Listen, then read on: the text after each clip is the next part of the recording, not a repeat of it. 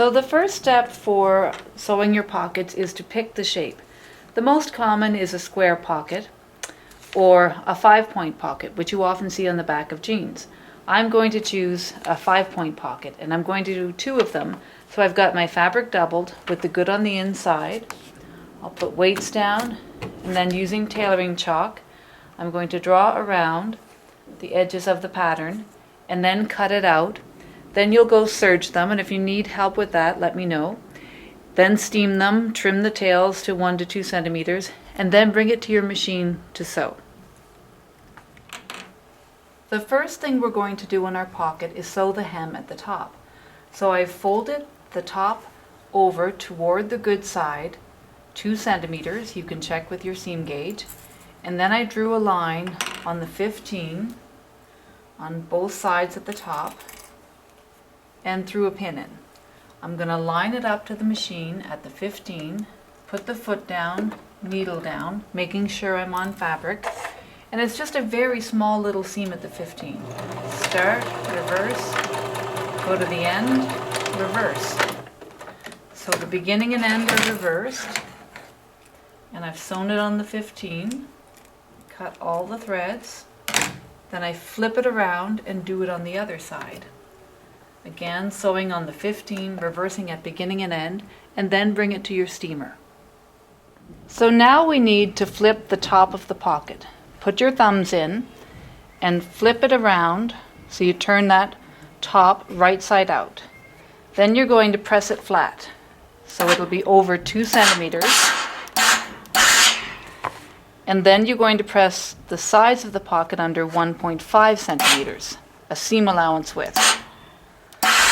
One side, and then the other, making sure it all looks nice and even. And then the bottom, one side, and then the last side, up 1.5 centimeters. You can eyeball it, or you can use the seam gauge, and then turn it over and make sure to your eye that it looks nice and even. And if you're happy with it, give it one final press on the good side, and then bring it back to your machine to sew. People often think when they cut out the pocket that it's too big, but this is what it looked like when we first cut it, and this is how much smaller it is now that we've hemmed the top and pressed under all the sides. So the actual pocket is smaller than the pattern you cut out, and now we need to sew the top of it, the hem of the top. So you line it up to the 15, have the wrong side up, needle down, foot down, start, reverse, and keeping the folded edge of the pocket on the 15, you're going to sew right across the top and reverse at the end. And now, once you cut your threads, you're ready to place your fabric on your boxers. Just before I pin my pocket onto my boxers, I have to check 2 things. First, I have to see what is the front and what is the back. So if you open it up and find that intersecting seam at the middle, the part that is shorter is the front, and the part that is longer is the back. So I put a pin at the back so I don't mix it up, and I'm going to put my pocket on the back. And then I took a seam gauge and I measured down 12 centimeters from the top, because I can't have my pocket right at the top because it's going to get turned underneath and the elastic is going to go there and it'll be all bunched up. So I've got to have the pocket down a little ways. So I put a pin at the 12 centimeters, and then I'm going to line my pocket up there, and I'm going to make sure it's evenly spaced from the seam in the middle to the side. And then when I pin it, I look at it, make sure it looks straight. I put my hand in and I pin through just this one layer. I don't want to sew the pocket on and sew the leg shut. I want to keep the legs separate, so that's why my hand has to go in so I can pin this pocket down. And you want at least 4 or 5 pins in to hold it securely. And then bring it to your machine to sew. I've got to do 2 things before I can sew that pocket on. First, I have to make sure the foot is up, press the red button, remove the metal foot, put it in the bin so I don't lose it, and put on the plastic clear foot. And then I have to make the machine a free arm. So I'm going to lift the bin and remove it.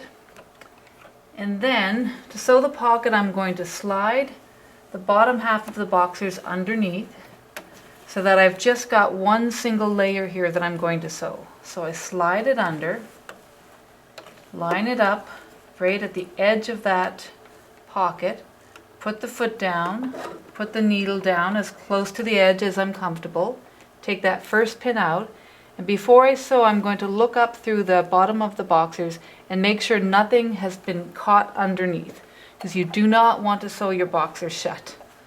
So sew a few stitches, reverse a few stitches, very close to that edge, which you can see because you've got the clear foot. Go a little bit and then stop, look underneath, make sure nothing is caught, and continue down. And use your hands to try to keep your fabric, your pocket, your boxers nice and flat. You don't want it bubbling up on you. When you get to the end, go needle in, foot up, and pivot. And now it's not so easy to look underneath, so you're going to go more by feel. You can put your hand in and just make sure nothing is in the way. And then put the foot down, because you never, never want to sew with your foot up. And you're going to sew along the first bottom edge. Needle in, foot up and pivot. Remove that pin. And then at this point I'm just going to check. I can see that the edge of the pocket came out, so I'm going to tuck it right back underneath. And then look at it and make sure everything is flat. Feel underneath, nothing is caught. It really is worth your while to take your time here and be very careful, so you don't have to worry about sewing your legs shut or seam ripping your pocket off and doing it again. I'm at the last corner, needle in, foot up, pivot, and now I can look again.